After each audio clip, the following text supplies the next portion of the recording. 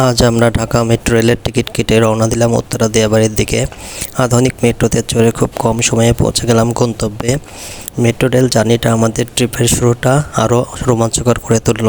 আমরা যখন বের হয়েছিলাম আবহাওয়া তখন একদম পরিপাটি, কিন্তু দিয়াবাড়ি পৌঁছানোর পর শুরু হয়ে গেল একদম ঝুম বৃষ্টি।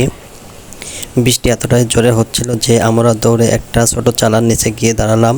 চারপাশে বৃষ্টির শব্দ আর আমাদের ছোট টিম। একদম অ্যাডভেঞ্চারের শুরু।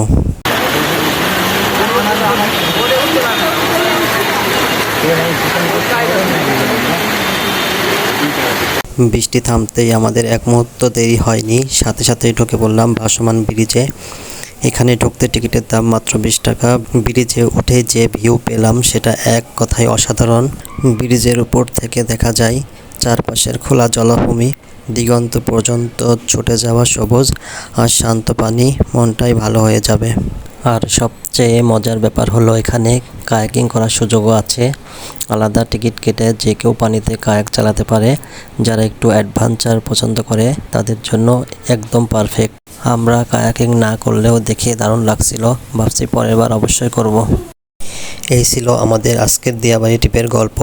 যদি ভিডিও ভালো লেগে থাকে লাইক, কমেন্ট, শেয়ার করতে ভুলবেন না।